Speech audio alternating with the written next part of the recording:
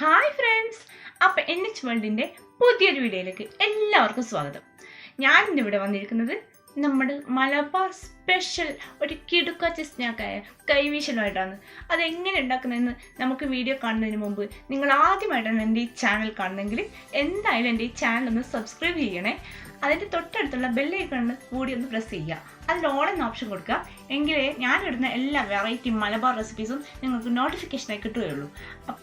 അപ്പം നമ്മുടെ തലശ്ശേരി സ്പെഷ്യൽ കൈവീശൽ എങ്ങനെ ഉണ്ടാക്കുന്നതെന്ന് നമുക്ക് അടിപൊളി വീഡിയോ കണ്ടുനോക്കാം. നമ്മളെ കൈവീശലിന് വേണ്ടി ഞാനിവിടെ 1 കപ്പ് മൈദ, 2 മുട്ടയും എടുത്തിട്ടുണ്ട്, കുറച്ച് ഏലക്കായ, ഒരു 5-6 അല്ലി ഏലക്കായ എടുത്തിട്ടുണ്ട്.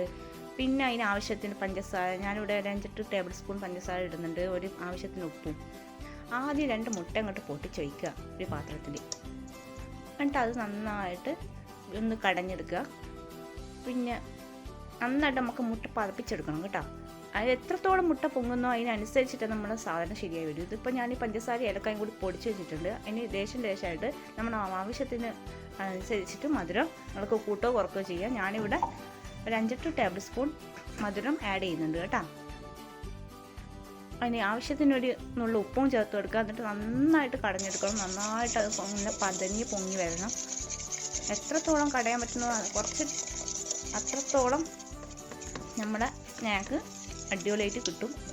ബീറ്റർ ഉണ്ടെങ്കിൽ കുറച്ച് പെട്ടെന്നാവും കേട്ടോ. ഞാനിവിടെ ബീറ്ററൊന്നും എടുത്തില്ല. നമ്മൾ ട്രഡീഷണലായിട്ട് ഇങ്ങനെയാണ് മന്ത് വെച്ചിട്ടാണ് ചെയ്യൽ. അപ്പം മന്ത് എൻ്റെ കയ്യിലിപ്പോൾ ഇല്ലാത്തതുകൊണ്ടാണ് ഞാൻ ഈ വിസ്ക് വെച്ചിട്ട് ചെയ്യുന്നത്. അപ്പം നല്ലൊരു കേക്കിൻ്റെ ബാറ്റർ പോലെ ആയിട്ടുണ്ട്. ഒരു മുറുക്ക് രൂപത്തിൽ ഇങ്ങനെ വീശിയെടുക്കാൻ പറ്റണം. അപ്പോൾ അടുപ്പ് കത്തിക്കുക, ഒരു പാത്രം വെക്കുക, ചൂടാകുമ്പോൾ അതിലേക്ക് ആവശ്യത്തിന് ഓയിൽ വെച്ചെടുക്കുക. ഓയിൽ നന്നായി ചൂടായി വരട്ടെ. അതായത് ഓവറായിട്ട് വേണ്ട, നമുക്ക് എടുക്കാൻ പറ്റുന്ന. അപ്പോൾ ഒരു പെലാച്ചപ്പ് ഇങ്ങനെ കൂട്ടിയെടുക്കണം. അടിയിലൊരു ദ്വാരം ഉണ്ടായിരിക്കണം. നമ്മുടെ മാവ് അതിലേക്ക് കോരി ഒഴിച്ച് കൊടുക്കുക. നല്ല മുറുക്ക് രൂപത്തിൽ ഇങ്ങനെ വീശി ഇങ്ങോട്ട് എടുക്കുക. ഇത്രയേ ഉള്ളൂ. നമ്മൾ കിടുക്കാച്ചി സ്നാക്ക് കൂടെ തയ്യാറായിട്ടുണ്ട്. നിങ്ങൾക്ക് ഓപ്ഷണലായിട്ട് വേണമെങ്കിൽ ഈ മാവിൽ വേണമെങ്കിൽ 1 സ്പൂണ് റവ കൂടി ചേർക്കാം. അപ്പോൾ അടിപൊളി സ്നാക്ക് കൂടെ തയ്യാറായി ചായൻ്റെ ഒപ്പം കൂട്ടാൻ.